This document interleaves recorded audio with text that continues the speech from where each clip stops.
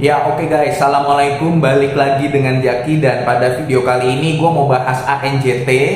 ANJT adalah salah satu saham yang di request oleh teman kita di YouTube. Dan barangkali lu yang baru bergabung dengan channel ini, selamat datang. Gue mau bahas ANJT ya guys. ANJT ini perusahaan sawit ya. Dan kita langsung ke laporan keuangannya aja. Ada yang aneh dengan ANJT ini, terutama di tahun 2019 dan tahun 2018. Padahal sebenarnya kriteria saham ANJT ini adalah kriteria saham yang gue suka. Kita bahas persatu ya guys. Laporan keuangannya menunjukkan bahwa ekuitasnya itu bertumbuh dari tahun 2018 yang sebesar 385 juta US dollar. Laporan keuangannya dalam US dollar. Di tahun 2019 387 juta US dollar, naik lagi 393, naik lagi 430, dan naik lagi di 424 sampai kuartal ketiga 2022 guys. Untuk laba bersihnya sendiri, kita langsung ke laba bersih saja. Memang di tahun 2022 ini menurun dibanding tahun 2021, sehingga memang untuk sahamnya ini turun ketika di tahun 2021 ANJT ini mencapai saham yang tertinggi guys ya. Memang saham tertingginya ANJT ini kalau gue nggak salah di tahun 2017. Laba bersihnya itu sendiri sudah lebih dari 500 miliar lah. Nggak nyampe 1 triliun kalau gue nggak salah, tapi lebih dari 500 miliar. Dan untuk saat ini memang lebih turun di tahun 2022, lebih turun dibanding 2021 untuk kinerja di tahun 2022. Nah, lu kalau lihat di harga saham ANJT nih guys ya. Saham ANJT ini sekarang per hari Jumat di pukul 13.00 itu di harga 650, padahal sebelumnya sempat di tahun 2021 akhir hingga awal 2022 itu di angka 1000. Memang ada sentimen ketika harga CPO itu turun, walaupun turunnya nggak sampai di sebelum tahun 2021 atau 2020 guys ya, tetap dalam jangka panjang CPO ini naik. Nah, tapi memang ada sentimen di mana harga CPO memang sedang tinggi-tingginya itu di akhir 2021 sama di awal tahun 2022. Ya kalau lu megang CPO pasti ngerasain lah sahamnya lagi malas gerak kan. Nah, salah satunya si ANJT ini. Tapi guys, ketika dilihat dari laba bersihnya memang masih lebih baik daripada 2019 dan 2018. 2020 itu tidak rugi, tapi belum istimewa. Di tahun 2021 itu istimewa, laba bersihnya mencapai 40 juta US dollar, dan di tahun 2021 ini sudah mengantongi 21 juta US dollar. Artinya kalau misalkan disetahunkan itu kan bisa 28 juta US dollar. Nah, sebenarnya gue suka dengan bisnis sawit, makanya di salah satu portofolio gue itu ada emiten sawit, karena menurut gue sawit ini bisnis yang terbarukan ya kan. Kemudian dia dibutuhkan banyak orang. Kemudian ya dalam prospeknya ke depan jangka panjang itu bisnisnya bagus sebenarnya. Belum nanti kalau ada biodiesel, dan ini kan sawit juga untuk konsumsi orang-orang Indonesia ini kan suka gorengan guys, minyak gitu loh, minyak goreng, bahan dasar minyak goreng. Ya akhirnya bisnisnya ini gue pribadi suka. Beda kalau misalkan berbisnis TV, ketika dimatikan pindah ke digital ya berpengaruh terhadap perusahaan-perusahaan yang terkait kayak begitu kan. Nah, sawit ini berbeda. Tapi gini guys, kita coba valuasinya dulu ya. Valuasinya ANJT ini yang tadi gue bilang gue suka. Dari tahun 2018 dia PBV-nya 0,6.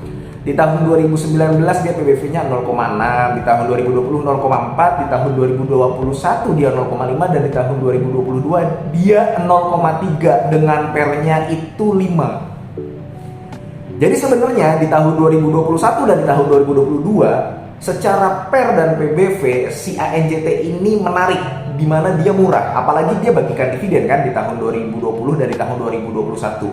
Oke lah di tahun 2018 dan 2019 nggak membagikan dividen, tapi di tahun 2020 ketika dia mencatatkan keuntungan dan di tahun 2021 ketika dia laba bersihnya tinggi dia membagikan dividen. Dan dari dividen kalau kita lihat, dia berpotensi membagikan dividen payout rasio sebesar 25%. Kalau misalkan 25% aja dibagikan, oleh ANJT ya, jadi yang 75%-nya ditahan, pastinya meningkatkan ekuitas, 25% dibagi, kalau misalkan dia mengantongi EPS 129 berarti sekitar ya 30 lah, 30 dengan harga sekarang 650 kan mendekati yieldnya mendekati 5% kan. Jadi sebenarnya ANJT ini menarik kalau dilihat dari potensi dividennya, kemudian dari valuasinya.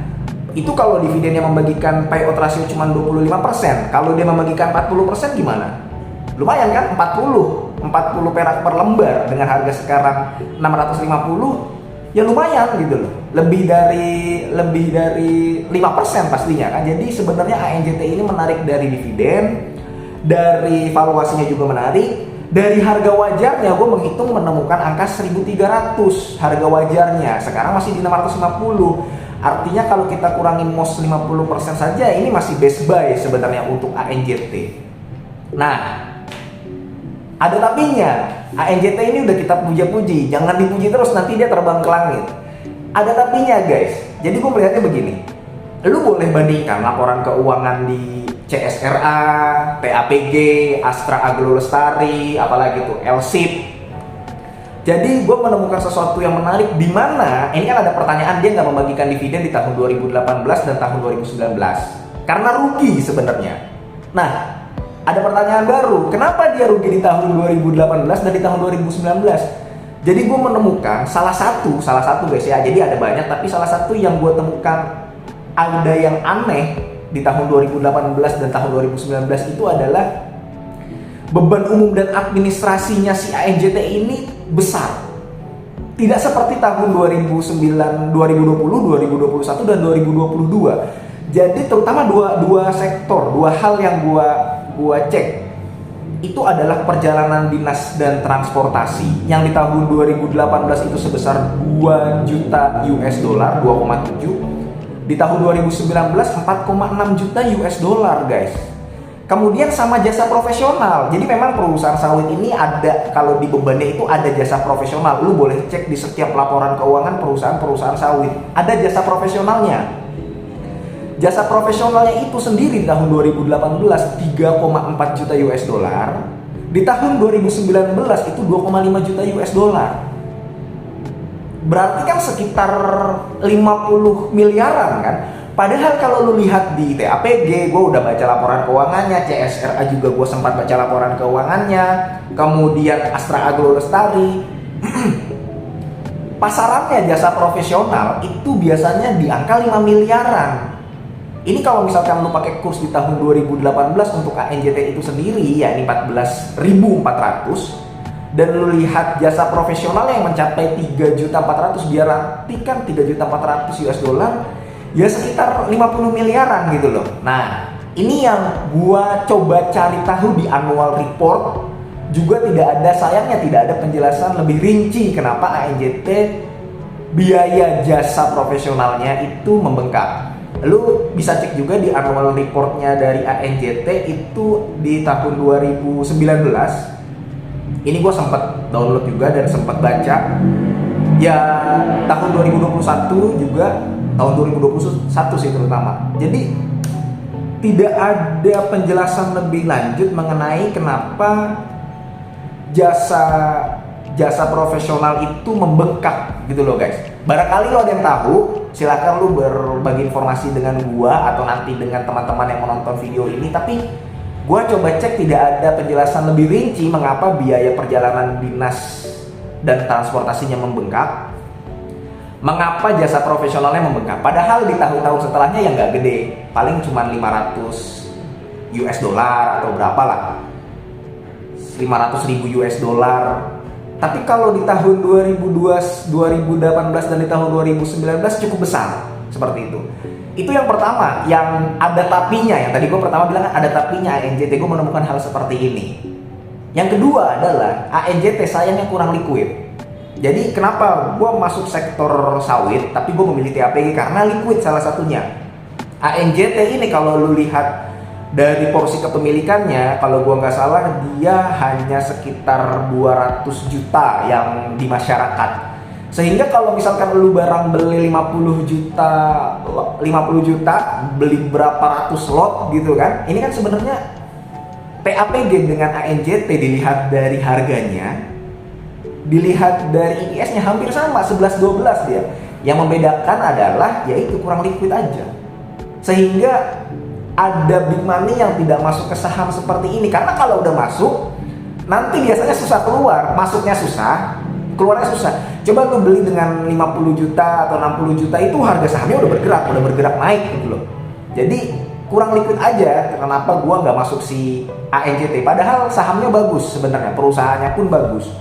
Makanya gua nggak masuk di ANJT itu, karena gini guys, yang namanya saham, oke lah kita menganalisa berdasarkan fundamental ya guys ya. Tapi kita nggak bisa idealis juga. Kalau misalkan nggak banyak yang masuk di suatu saham, ya harganya yang nggak naik-naik juga. Sebagus apapun sahamnya, kalau nggak ada dalam tanda kutip bandarnya, ya susah, naiknya juga susah gitu loh. Jadi ada faktor lain yang menyebabkan si ANJT ini memang sulit naik, kemudian dia turun terus. Seperti itu guys, gue melihatnya. Jadi mudah-mudahan video ini bermanfaat ya. Itu aja guys dari gua. Sekali lagi, kalau misalkan lu paham industrinya, terutama di yang perjalanan dinas dan transportasi serta jasa profesional, lu boleh share, karena tentunya gue juga belum menemukan hal tersebut, sambil gue juga akan cari.